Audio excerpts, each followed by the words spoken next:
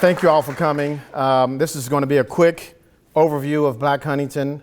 I want to thank first Mary Beth, the Social Vice President of Assessment and Quality Initiatives, and the chairperson of the Higher Learning Commission's Quality Initiative Committee, as well as the Book Selection Committee. I want to thank Montserrat, my good dear friend Montserrat, and Drinko Academy, who purchased, I believe, 50 of my books to distribute. And so, look, the royalties will be coming in, and maybe we can all go out and get some coffee. I'm delighted to be here. This is so gratifying and humbling for me to see this crowd, this interest. Historians, by their nature, are really kind of insecure people because we never know what the reception of a book is going to be. And so to have this book take on wings the way it has, it's just been so remarkable for me, so gratifying.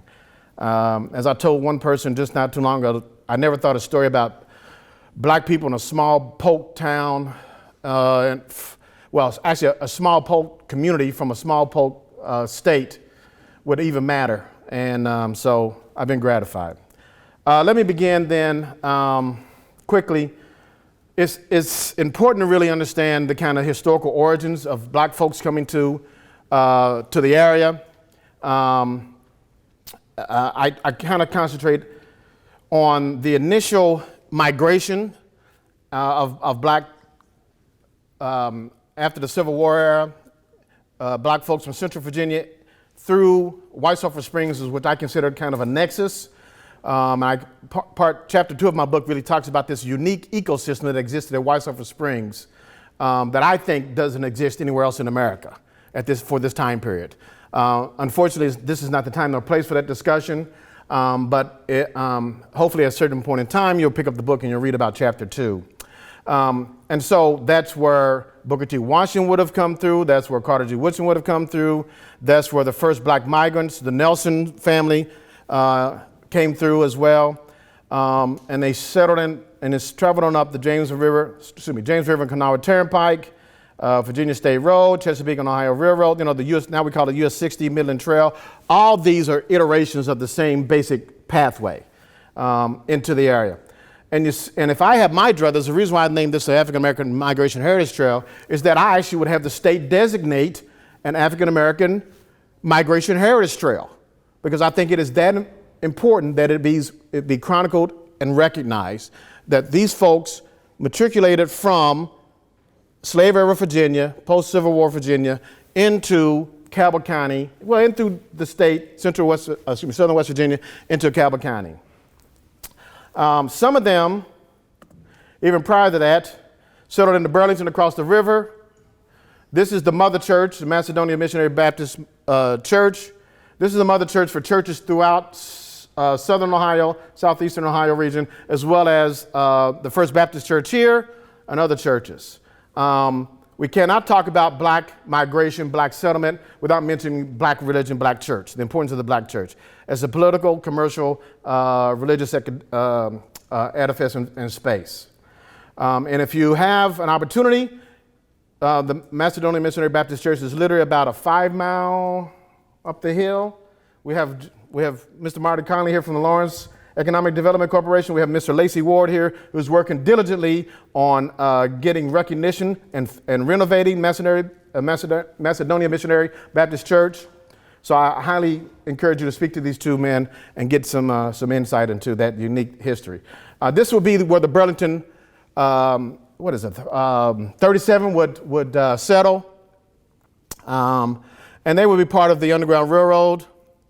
And so, in essence, then we have a really unique history here that embraces both the slave era, embraces both freedom and slavery, the Underground Railroad, the fact that Huntington is formed after the Civil War, even after the formation of the state, is, I think, also noteworthy. Chesapeake and Ohio Railroad, 1870. I make the contention, and I think others will back me up on that the Chesapeake and Ohio Railroad would not have been built from Richmond to Huntington through the New River Valley without Black labor. At one point, 5,000 Black laborers worked on the railroad within this general area. And so there's a picture of it. Many of you know about the legend, the myth, the man, John Henry. Well, here's a picture that illustrates the importance and criticality of black labor to the construction of the C&O Railroad. Many of the black laborers would settle into villages and enclaves and towns along the railroad line. Many of them would travel into Huntington. Nelson Barnett worked on the railroad for a while, and others. And so these folks are going to settle into Huntington. They're going to build institutions. They're going to contribute to making Huntington a vibrant, eventually a vibrant industrial, manufacturing, commercial center. And I'm trying to go faster because I got a lot of stuff to go through, but I also want to leave time for questions. And so what occurs is that there's this really interesting, I think, development of a black working class that exists. Essentially, we have a black laboring working class in the first generation of black Huntingtonians. They are constructing, their primary purpose is to build a homestead, to get a job. They're not here necessarily to get the right to vote, even though West Virginia does deliver them the right to vote. Their primary purpose is to find gainful employment, bring their families here, and establish a homestead and climb up the economic ladder. Huntington affords them that opportunity. Now, that doesn't mean that there isn't occupational constraints, what I call occupational racism that exists. Black people are largely forced to remain at the bottom of the occupational ladder. They're not allowed to boss white folks. And that's just the reality of the era. Now, for many black people, they say, well, given that reality, I'm going to concentrate on building up black institutions. I'm going to concentrate on building up a black church or a black school, and that's the way we're going to move up the ladder, is through education, concentrating on the domestic arena, and solidifying the family structure. There also is entrepreneurial activities that they engage in because they're locked out of the primary economy, so they engage in the alternative economy. Okay? Starting farmers markets, those kinds of things. Even traveling, Nelson Barnett, when he travels, Nelson Barnett is a pastor at Macedonia Missionary Baptist Church for a while. He's a pastor at multiple churches, including First Baptist. And part of his, I think, objective is to travel far and wide to not only spread the gospel, but also to build networks by which you can build the flock and also build up some economic currency to help build other churches. Okay? You know, churches just aren't built out of strict altruism. It takes money to build them. It takes a lot of money to do that. So part of what Nelson Barnett does in his travels to and fro is to engage in this kind of entrepreneurial Christian belief system that says, well, you know, we got to raise money to build churches and to expand the flock and to help uplift the race. Racial uplift was, of course, intrinsic in the fabric of black aspiration and objectives. One of the examples of entrepreneurial activity is Dan Hill, Huntington's first Uber driver.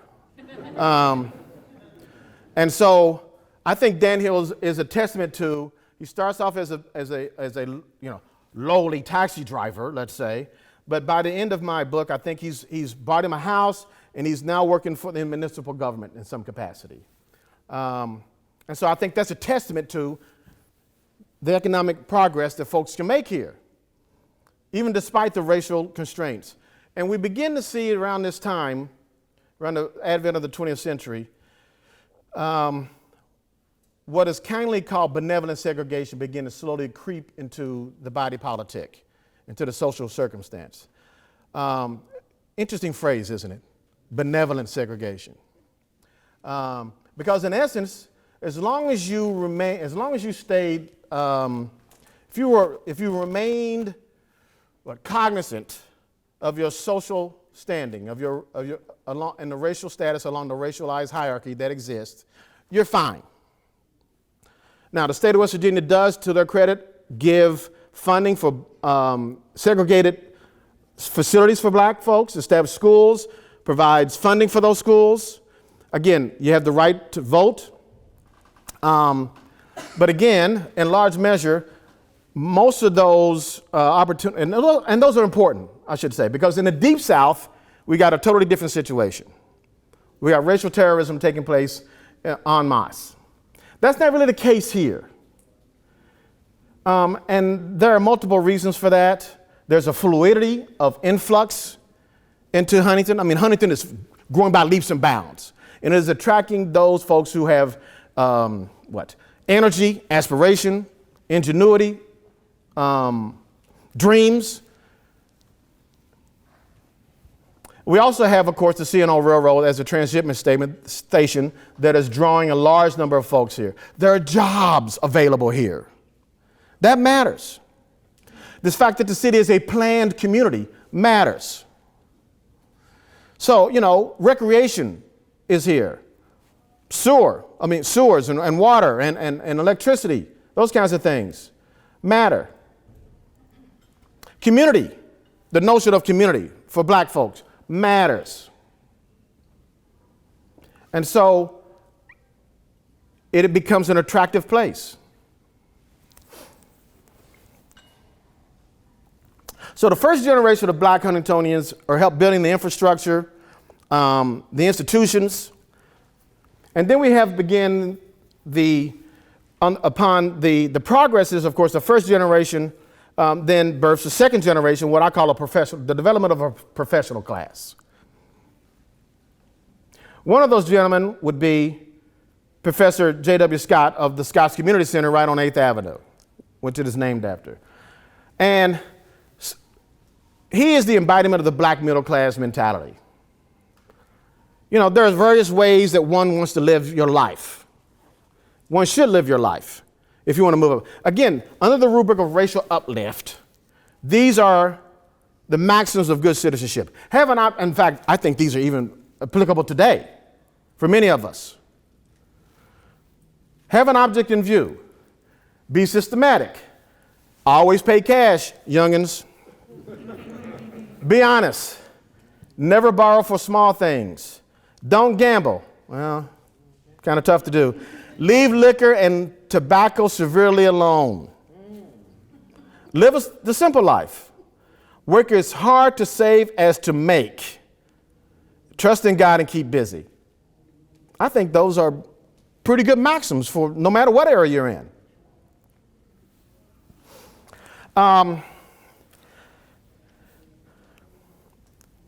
Professor Scott and Carter G. Woodson's cousin, C.H. Barnett, are actually going to be the principal. Well, C.H. Barnett is going to be the principal of Douglas High, and J.W. Scott is going to be the vice principal. At a certain point in time, they produce a newspaper. That newspaper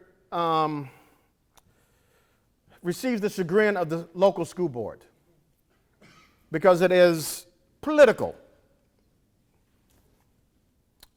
And the school board basically gives the two gentlemen an ultimatum. You will either cease and desist with the newspaper or you will be fired.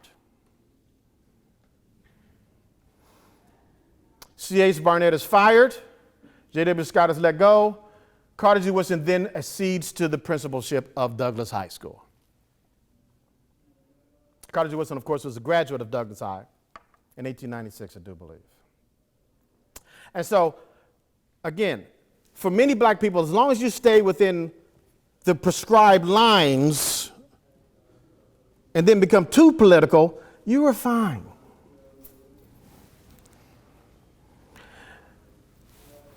For many black people, the way to, again, was entrepreneurial businesses.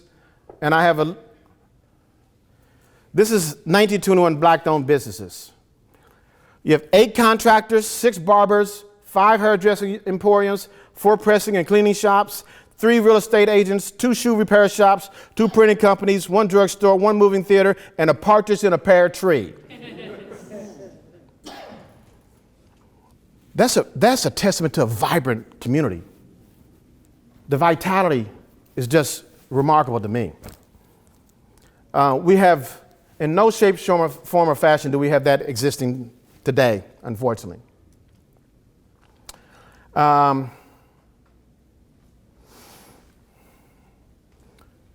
So So black entrepreneurship is the vehicle by which many folks move. I mean, it's not only about black entrepreneurship. We have the development of, like I said, a black professional class.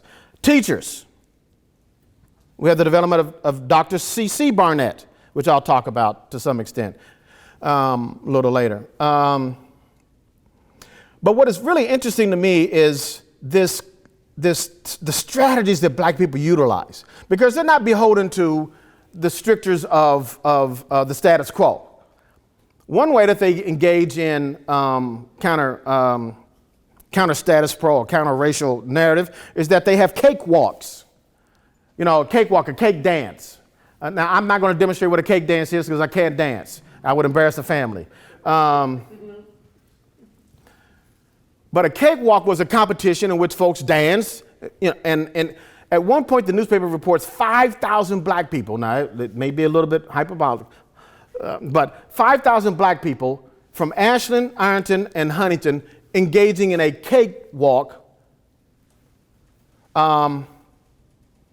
which boggles the mind to think if it was any close to that being reality. And so in essence then, black people weren't content to remain behind closed walls. They said, we're going out into the public space and we're going to demonstrate that we have some ability here to counteract this corrosive nature of the Jim Crow era belief system and machinations. And they did so. Another way that they did so was buying property. In fact, I would say this is the most successful route that they took in material gain. And it's also interesting that you have what was clearly, it was, I shouldn't call it that, it was the fact. There was an interracial home ownership group, an interracial home ownership campaign that took place. This is in the 1920s. And so what's important about this is that black people had white allies who were willing to step forward and say, hey, look, this is wrong. This is the era of restrictive covenants. Ritter Park restricted black people. Ritter Park, as I believe, was established in 1913. It restricted black people to one section upon its opening.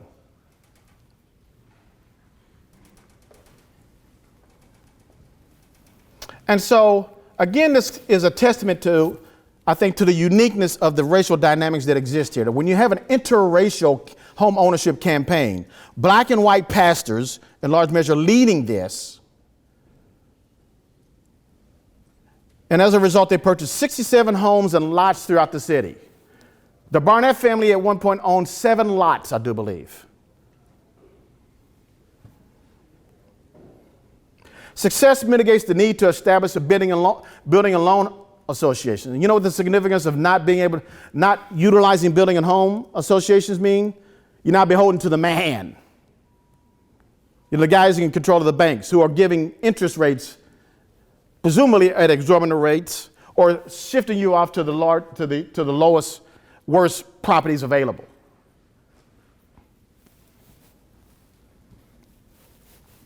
By 1924, 60% of Afro-Huntingtonians owned their homes. 60%, people. Think about that. A higher figure than either the black residents of Clarksburg or Charleston. The aggregate worth of black real estate holdings was approximately $1,400,000, a significant increase from the roughly $400,000 total worth cited by Professor Scott a decade earlier. Of the 483 homes owned, average number of rooms per house, 5.5.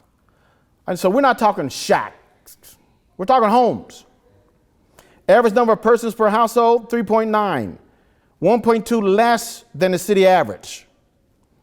So these are stable households. They're not shanties, folks crowding in, multi-generational kind of situation.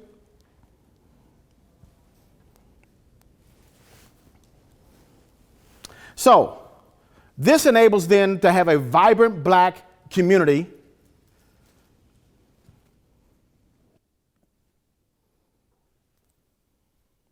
that would produce, at this stage of the game, First Baptist Church, We have First Baptist Church, Antioch Missionary Church, 16th Street Baptist Church, Ebenezer African Methodist, Episcopal Church, Young Chapel AME Church. And I better make sure I got every church here because I want, okay. I really was like, I better make sure I have everyone here. Calvary Baptist Missionary, Encouragers Fellowship Church, Full Gospel Assembly, Shiloh Baptist Church, St. Peter Claver Catholic Church, Real Life Christian Center Church, Original Glorious Church. Did I miss anyone?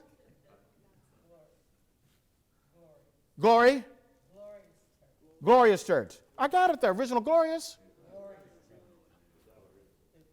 Without original. Oh, without original. Oh, just Glorious Church. Two different churches. They're two different churches. Oh, okay, my fault. Thank you, Councilwoman Johnson. So, that's why you're here. All right.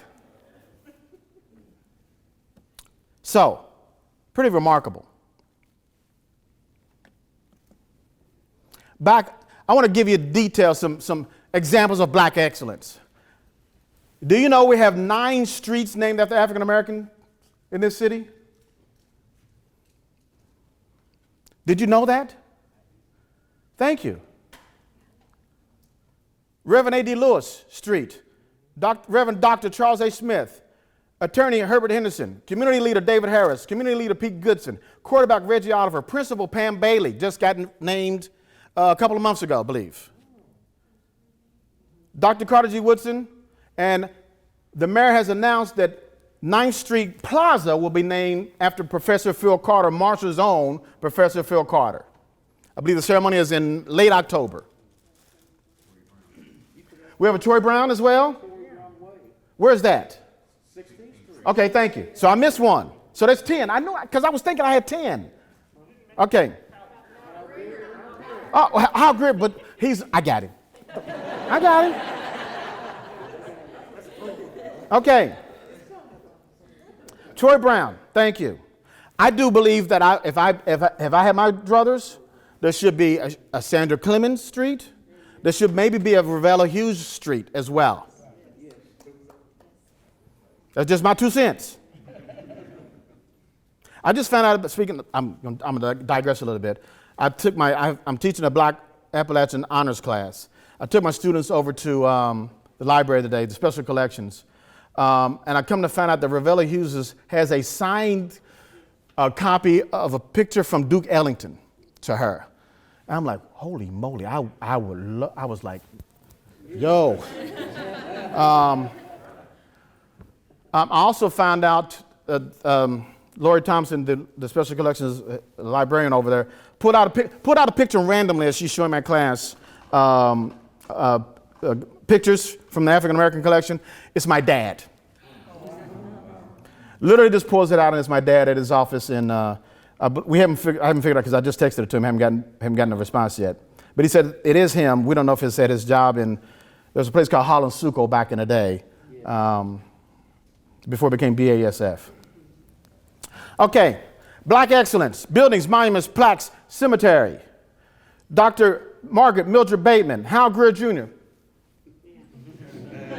Dr. Carter G. Woodson, Barnett Hospital, Memphis C. Garrison House, A.D. Lewis Center, Marie Red Center, J.W. Scott Center, Douglas High School, Joseph L. Williams Fire Station, which is now under construction. We have a Diamond Teeth Mary McLean plaque, and we have the Bethel Memorial Park Cemetery.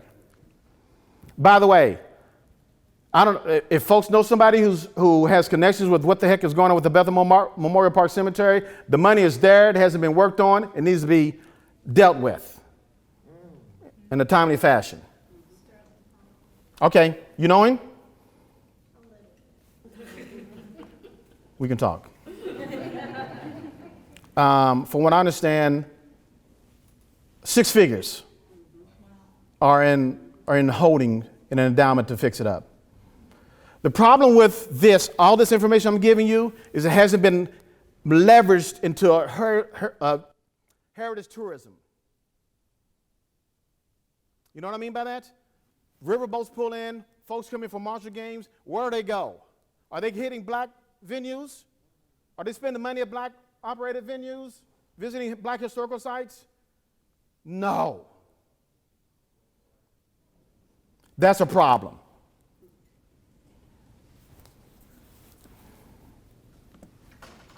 Books. Our own Professor Bernice Morris, Carter G. Woodson. Our own, I believe, Ancilla Beckley and Linda Ann Ewan. 2 books. I'm actually teaching Memphis, Tennessee Garrison. We had the Memphis T. Garrison House. Just had the foundation put on. And Miss Karen Nance has been the backbone and leader of that project for a long time.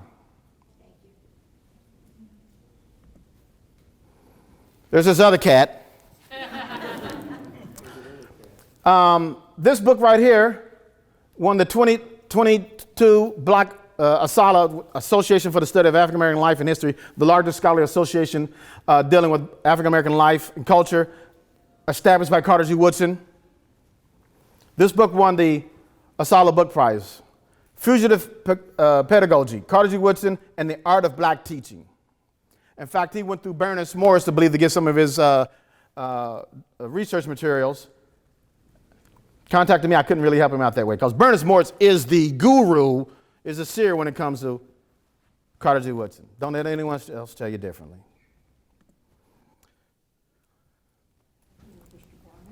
We got these, unfortunately, this is reversed. That's Carter G. Woodson. This is C.C. Barnett. My apologies.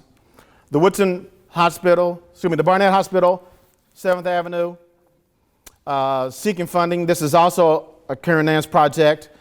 And we're seeking volunteers to help do some cleaning up on the property. So really, if folks are interested, contact me, and I'll pass the word on to Karen. Do I need to elaborate upon these? Doctors, we know Carter G. Woodson, I would imagine.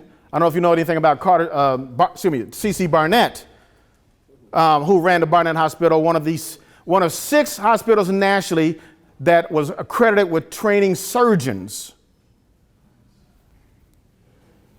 as well as his wife, who started a nursing school, one of a few accredited with that ability. Think about the richness here.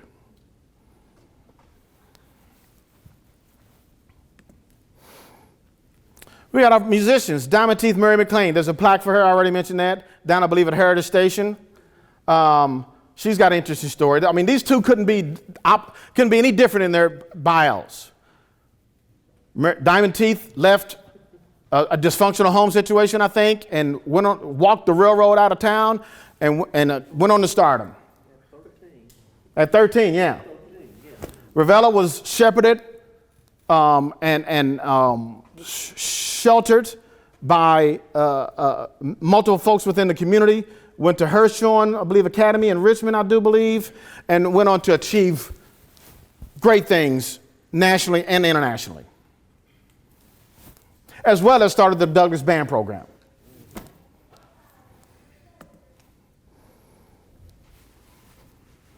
Hal Greer again.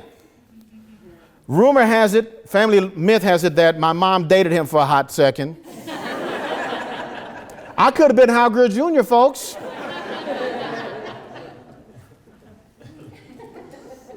I'm not going to, we'll just leave it there. I'm not going to do any digging on that, but hey. We know Herbert Henderson. You should know Herbert Henderson. Attorney, civil rights activist, and president of the West Virginia NAACP for 20 years. I believe 3 of his daughters are practicing lawyers. Well, one just retired. And so this man's shadow, both of these gentlemen's shadow, both cast large shadows. I knew Herbert Henderson. I did not know Mr. Hal Greer, but I knew Mr. Herbert Henderson, and I just have the utmost respect. These are, to me, models that I could emulate. They weren't some distant being on some foreign planet. These are people that were in my community, in my neighborhood, that knew my family. And so for me, this is important. This is a personal journey for me to pay homage to these people.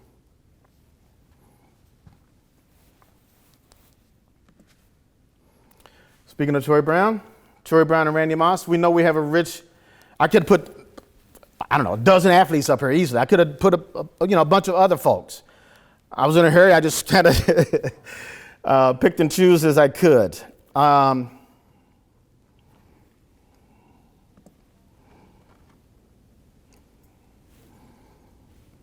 First black person, I believe the first black woman selected to the state legislature, Marie Redd. First black person from Cabot County. And Delegate Sean Hornbuckle. And by the way, there's Miss Sandra Clemens over there. I meant there should be a stream named after her. I know she's just. I didn't even. We have Bill Smith here, superintendent of the school. I mean, I could put. I could easily put a couple of dozen names on this list easily. And so all this, the overarching theme of this is this rich history that exists, that we should chronicle, that we should celebrate. And it is time, my humble opinion, it is time to establish a tri-state African American Heritage Center. This is a model of one.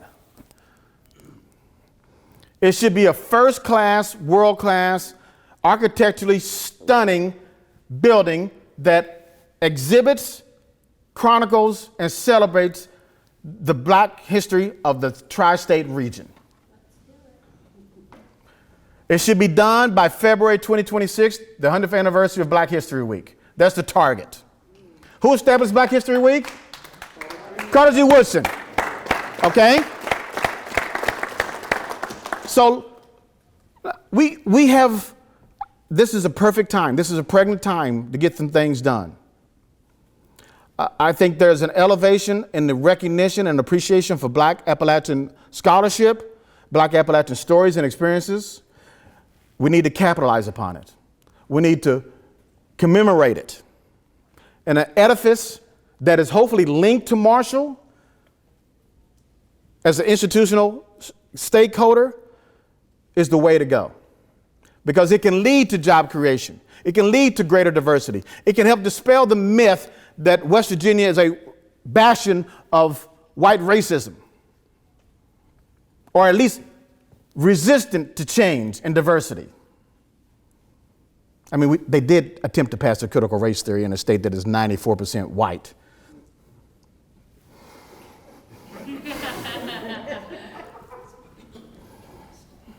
In any event,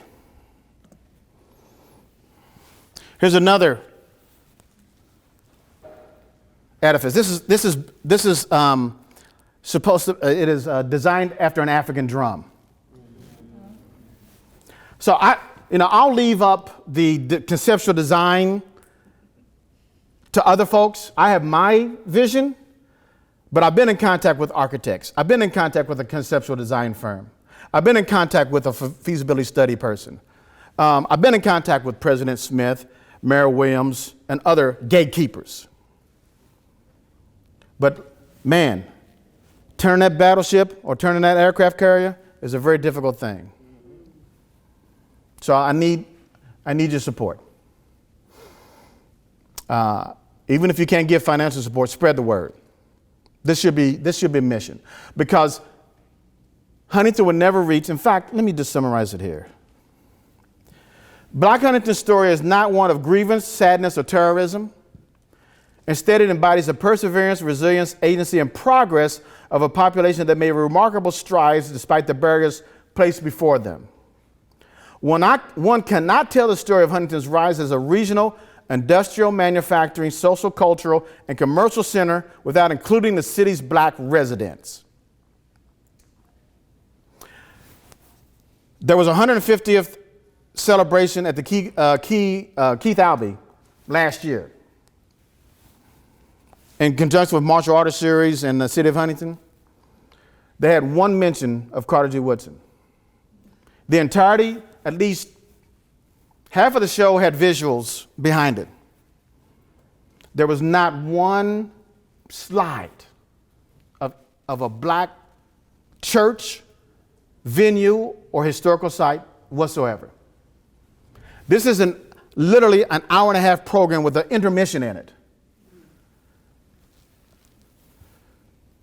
I was about ready to cuss.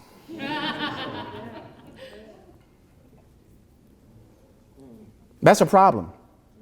And there may be, I talked to the director of the program because I gave a call and they gave me excuses.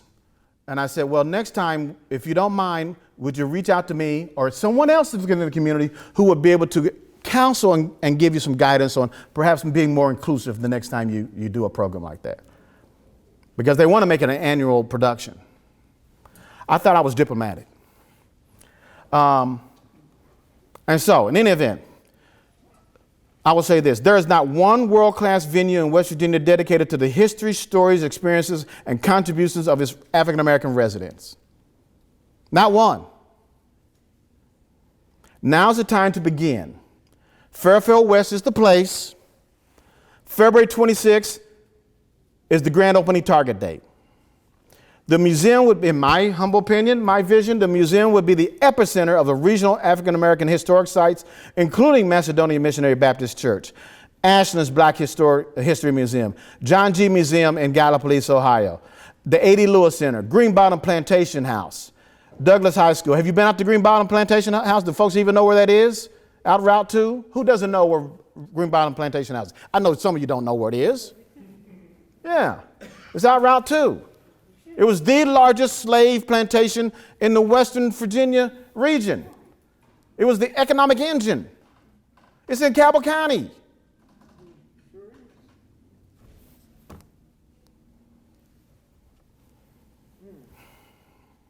Memphis T. Garrison House and Bethel Memorial Park Cemetery. Huntington will never achieve its fullest economic and cultural renaissance until it allocates appropriate resources to acknowledge, recognize, celebrate, and exhibit its unique, rich African-American history in the Tri-State African-American Heritage Museum. I drop the mic and walk away. Thank you.